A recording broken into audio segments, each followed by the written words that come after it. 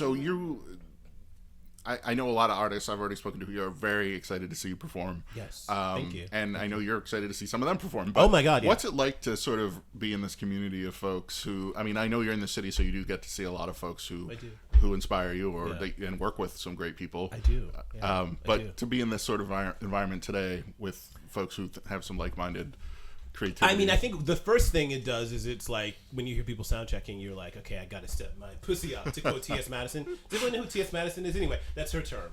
I'm quoting T.S. Madison. You have to step your pussy up, meaning that one has to work at a higher level. That's I'm translating, right, the vernacular.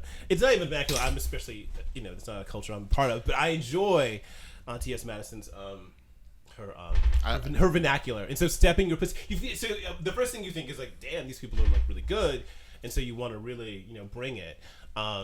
That's the first thing. And then it's really exciting because I think that the main thing, like sometimes I even wonder if I like music. If I'm like in an Uber, I take a lot of cars, or Lyft in New York City, and there's like some radio thing playing, some corporate radio thing, and I'm like, can you please turn it off? Like, and you have to be really delicate, because they're in the car too when they're working, and maybe they want this really terrible music playing while they're driving. I say, excuse me, sir, excuse me. If you really, sometimes I feel like they put the music on for my benefit, and they're like, well, I don't really need to hear this. You're killing me. If you could, but if you really want it on, maybe you could turn it down a little bit.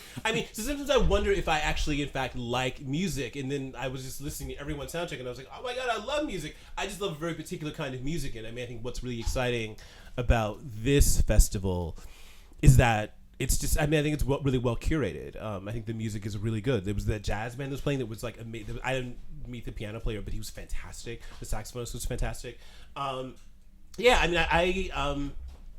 It's just great to. I was sort of in the dressing room looking around, at Caleb, from Sacred Bones. I was just like, okay, like, I'm here. I'm playing this thing. It's pretty great. You fit into, in some ways, having Lingua Ignota here today. And I'm like a sycophantic fan. Like, I'm hardcore. It's amazing that you're both in the same room. And not only she's because you're right fans, after me. She's playing right after me. But you share that sort of, you make music that is not only extremely intentional, but it's extremely personal, and it speaks to a much wider global internet, deeper issue. And it's visceral, and it hits things that people don't want to confront, and they're not going to listen to it in a taxi because they'd be forced to think. That is a good point. That we don't make easy listening music, like elevator music. A lot of that, and I like trap, whatever. There's something about the Migos that comes on with that triplet hi-hat thing going on. There's just more music. I think it needs to serve a sacred purpose. I think it needs to serve like a purpose, a life-sustaining. And joy is a fine thing. There was this interview. Was it in the New Yorker, or there was this article? I think it was some dude. Okay, so some dude writes this thing about Prince. Like, he was hired to write Prince's biography.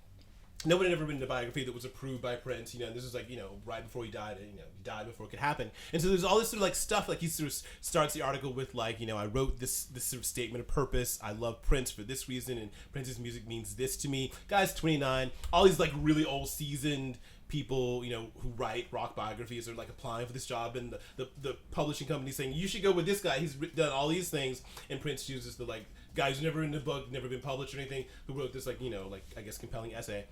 And so then Prince they meet, and there's this whole Paisley Park sort of drama of I go, he's at some weird Motel 6 or whatever, and he's just he just waits there till Prince is ready for it. It's just, this is all this pomp and circumstance, and they finally are in the same room. And Prince is like, did you bring a copy of the thing that you wrote, about my, So, I didn't bring a copy. And so tell me about this, I guess he had a copy. So tell me what you meant when you said this. Tell me what you meant when, and then he said, I hate words like magic, when people describe my music, or I hate things like he breaks all the rules. He's like, funk and soul music, they're about rules. When I was a kid and I heard stuff like Led Zeppelin, do you know about the devil tone? Do you know about the devil tone, the tritone, and in music? He's like that. When I heard the Led Zeppelin, I heard all that stuff, and I was like, that's not what I'm trying to do. That's rule breaking. My music doesn't do that. And it was this moment when I was like, wow, I have more in common with Led Zeppelin than Prince. And I think actually it's true. I like, because Black Sabbath and Led Zeppelin, they both started as blues cover bands, and Whole Lotta Love. We know like Willie Dixon sued them because it's his song, and they were like, "Oh yeah, it's your song. We'll just give you royalties." They just didn't even like fight it. And so I love, I guess, what British white people have done with the blues tradition and that tritonality. And obviously Prince is a Jehovah's Witness. Obviously he's very invested in God. He's not going to go into that tritonality, which you'll hear lots of tritonality in my set tonight. I don't remember where I started with that, how I got off onto that tangent about Prince I think I was trying to lead up to this whole thing about the devil. And so the same kind of dissonance that is reflective of the world. I mean that I'm also obsessed with the Tristan chord. If you know about the Tristan chord, it's a certain kind of dissonance that happens at the beginning of Tristan and Isolde. Oh, and the thing that's extraordinary about that dissonance is that it happens for about 4 hours, and you don't get any kind of resolution. Because typically in music, you have like a dissonant chord that you sort of maybe immediately resolve because people are like, maybe uncomfortable with that amount of dissonance if you don't resolve it.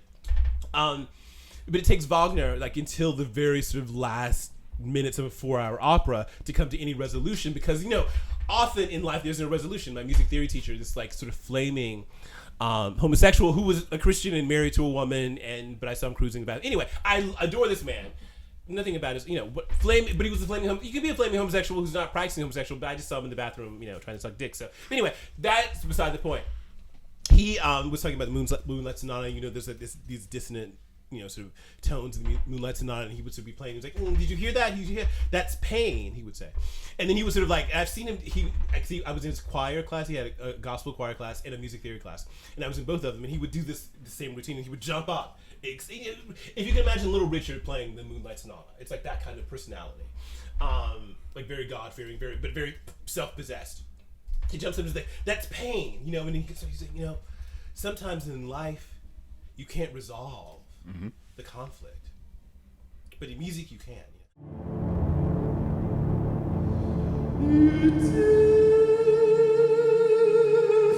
Has become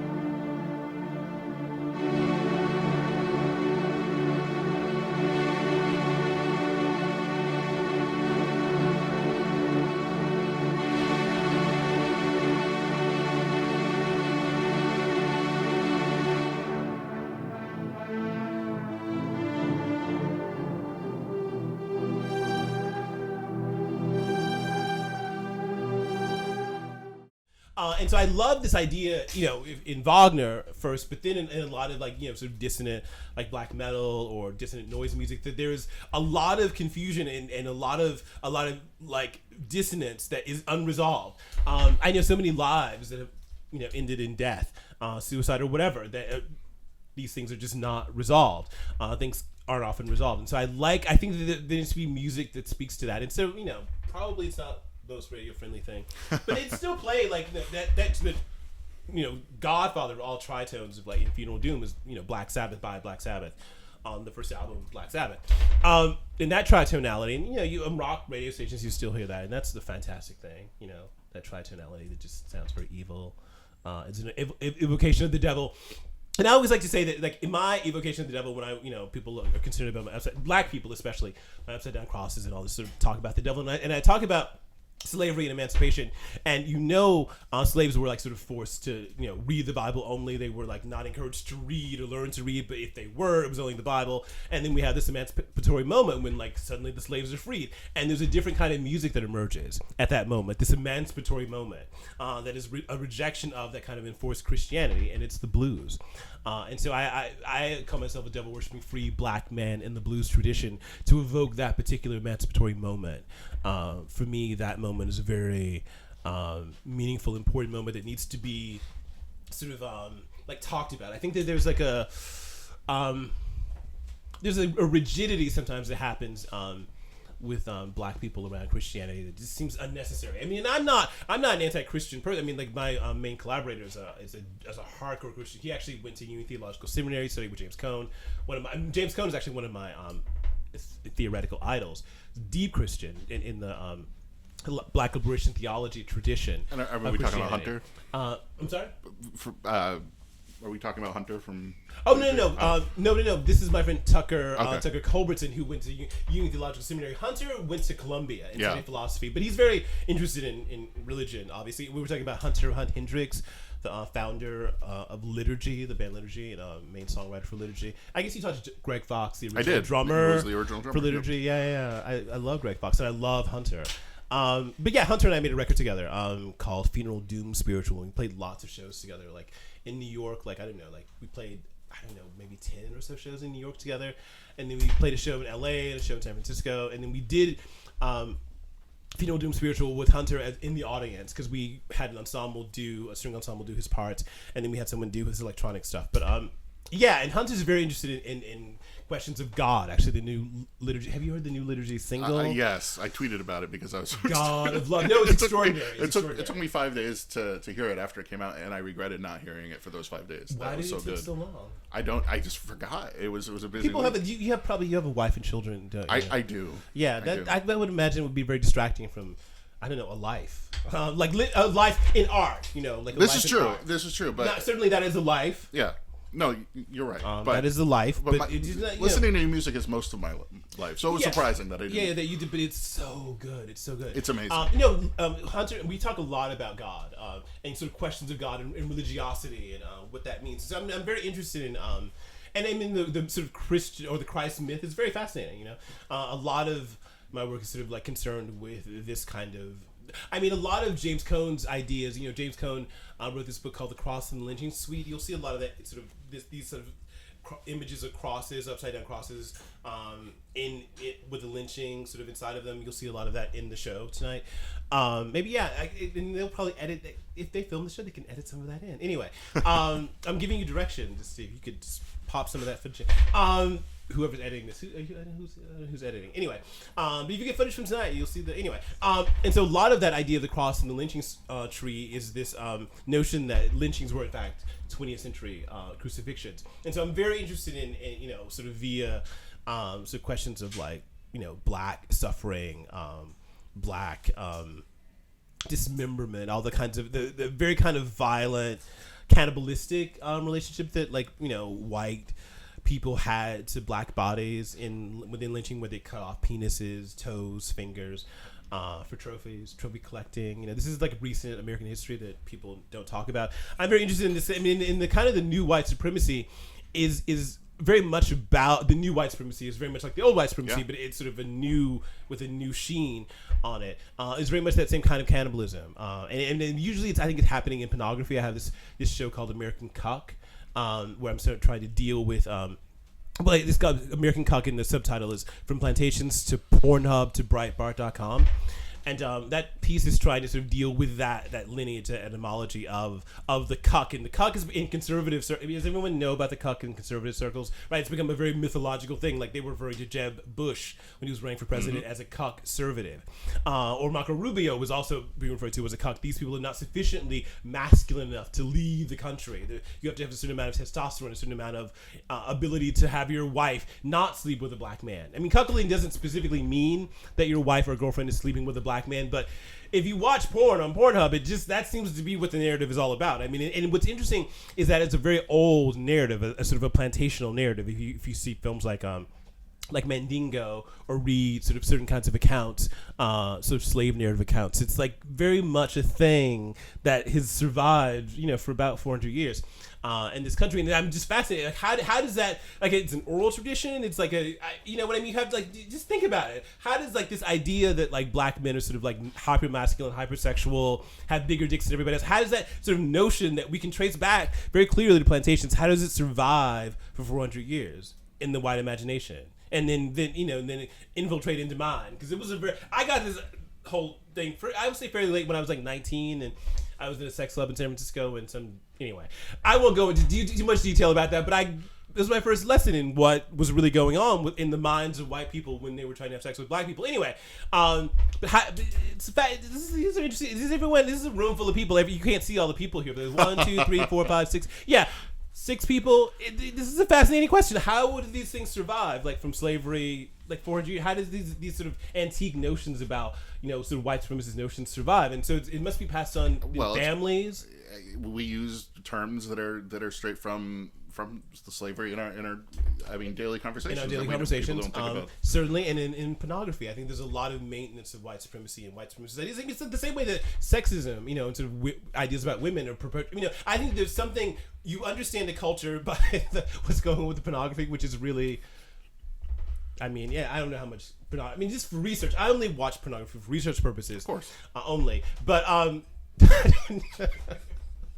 but I don't know if you guys, watch pornography for research purposes, but you really do understand a lot about what's going on with the culture, its relationship to women, people of color, and the crisis that's going on with men, white men and black men, mostly white men, because white men are the people who are mostly producing pornography. The makers of pornography are mostly white men. So you really get a lot of sort of insight into the psychology and the sort of depravity on one side, and then the sort of the identity crisis going on with white men. So much of what is really the alt-right movement is about is this notion of the disenfranchisement of straight white men, and then them sort of rising up and sort of saying we're not going to take it, we're not going to be cucked out to these PC feminists or these PC people of color or trans people who want rights. It's everything's just fine the way it is. Why do these people want to be treated with decency and as full citizens? Why is it? They aren't cool just being our sort of fetish or our existing within our fantasy, be existing within the way that we imagine them. And if you think about cinema that's made predominantly by black men, that's my fantasy. That's what I'm trying to do. Actually, I make films too. But cinema made predominantly by white men. Just you get this deep insight, and then if you go into the pornography, it's damn, because it's also these white men, certainly it's about their psychology, but they also wouldn't make something that wouldn't sell. It's a huge industry, pornography. So if you want to just really understand what's going on with people in their minds, but maybe you don't, it's ugly. I've been kind of living inside of this stuff for a while. It's really I kind of need a break. Understood. Actually, I've been doing a lot of field work on this subject too, a lot of on the ground research. It's ugly. It's real ugly.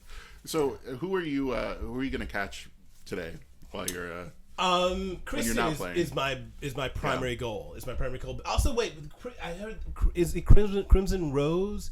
Is that what they're called? They were sound checking. Is that who they are? Amazing. First of all, I just heard the most beautiful scream, this sort of this it was a really strong.